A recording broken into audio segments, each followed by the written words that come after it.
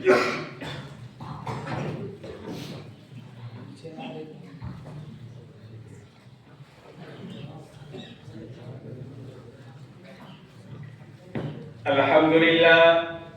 لله وكفى وسلام على عباده الذين اصطفى. ما بعد، فقال الله تبارك وتعالى في القرآن المجيد والفرقان الحميد: وأعوذ بالله من الشيطان الرجيم، بسم الله الرحمن الرحيم. وتلك الأيام نداولها بين الناس، صدق الله العظيم. جناب صدر محترم، حکم صاحبان، مشرق و مربی اساتذہ اکرام اور میرے دینی بھائیوں، آج کی اس محفل میں، اس مبارک فصل میں آپ حضرات کے سامنے قوموں کے عروج و زوال کی حقیقت اور دنیا کی ترقی و تنزل کے نقشہ کا ایک ہلکا سا خاکہ پیش کرنا چاہتا ہوں. مجھے امید ہے کہ اس آئینہ اور حقیقت کی چھلنی میں ہم اقتدار یافتہ اور ترقی یافتہ اقوام کا چہرہ دیکھ سکیں گے. ان کے مستقبل کا اندازہ ہمیں ہو جائے گا اور خود اپنے لیے فیصلہ کریں گے. حضرات، دنیا آج سے نہیں، ہزاروں بلکہ کروڑوں برس سے قائم ہے اور قیامت تک باقی رہے گی. اس مدت میں نہ معلوم کتنی قومیں روئے زمین پر نمودار ہوئی. کتنی قوموں نے اس دنیا کے اسٹیج پر کرشمہ سازی کی، اپنے کرتب دکھلائے، تماشا کیا، چل بسی اور فنا ہو گئی. کتنی ہی قوموں نے اس قدر ترقی کی کہ دنیا کو معلوم ہونے لگا کہ ان کی ترقی لا زوال ہے. یہ قوم فنا نہیں ہو سکتی، اس کی حکومت ختم نہیں ہو سکتی. لیکن جب حقیقی طاقت رکھنے والے فرمانروا نے ان کی قسمت کا فیصلہ کیا تو ایسی گری کہ دنیا ان کے نام سے واقف بھی نہیں رہی. ان کے وہ نقوش بھی باقی نہیں رہے جن پر ان کو ناز تھا.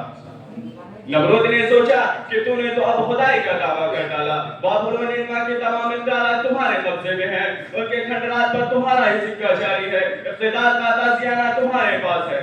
قوت و طاقت، قوت و تسلط، فوج و سپاہ، لشکر و رعایا، سب پر تمہاری حکمرانی ہے. اسی نشہ اقتدار میں سرمست ہو کر نمرود نے تمرد و سرکشی کی، ظلم و ستم اور کفر و عدوان کا ایک نیا باب شروع کیا. غریبوں کے خون سے نشاط کا ثمر احمدی تیار ہونے لگا. رعایا کی جھوپڑیاں اجاڑ کر شاہی محل سرا تعمیر ہونے لگے اور اس نے سوچا کہ میرے اقتدار کو کوئی خطرہ نہیں. لیکن جب فیصلہ خداوندی ہوا وَإِن تَتَوَلَّوْا يَسْتَبْدِلْ قَوْمًا غَيْرَكُمْ کا حصول سامنے آیا تو نمرود اتنا بے حقیقت ہو کر مرا کہ اللہ تعالیٰ نے اس پر ایک مچھر مسلط کیا اور اسے ایک مچھر نے اس کا کام تمام کر ڈالا. فنا کے گھاٹ اتار دیا اور اس کے حکومت کے نقوش بھی باقی نہ رہے. فرعون نے سر ابھارا، فرعونیت و طاغوتیت کے نتیجے میں حق سے ٹکر لی، خدا سے پنجائے آزمائش شروع کی، انا ربکم الاعلی کا دعویٰ کیا. اسی عجب و غرور کے نتیجہ اور اقتدار و طاقت کے نشہ میں بنی اسرائیل کے ساتھ ناروا سلوک کرنا شروع کیا. انہیں طرح طرح سے ستایا جانے لگا. پیدا ہوتے ان کے نرینہ بچوں کا قتل عام ہونے لگا. ممتا کی آغوش سے ان کے جگر پاروں کو چھین کر انہی کے سامنے تلواروں اور خنجر کی نوک میں ہوا میں اچھالا جاتا اور پھر دو ٹکڑے کر کے ان کے آغوش میں دے دیا جاتا.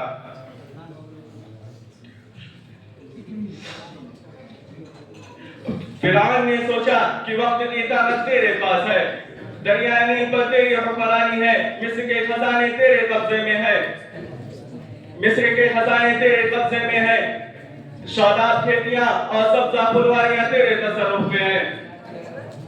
لیکن جب فیصلہ خداوندی ہوا، لیکن جب اس کی بیماری آئی، خدا کے حکم سے ضرب عصا موسیٰ نے اس کا کام کر ڈالا تو بحر قلزم میں اس طرح غرقہ ہوا کہ اسے کوئی رونے والا بھی میسر نہ ہوا. تاج و تخت سے دور، حکومت و سلطنت سے الگ تھلگ، اپنے عیسیٰ اقبا سے تنہا بے حقیقت ہو کر ختم ہوا.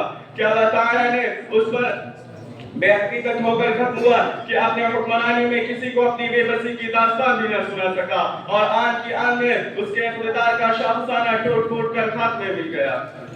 حضرات، اب ذرا اس زمانے پر تصور کریں جبکہ وہ تنہا ایک 40 سالہ انسان نے اسلام کی آواز بلند کی اور صرف 23 سال میں وہ آواز اتنی دور پہنچ گئی کہ تاریخ اس کی مثال دینے سے قاصر ہے.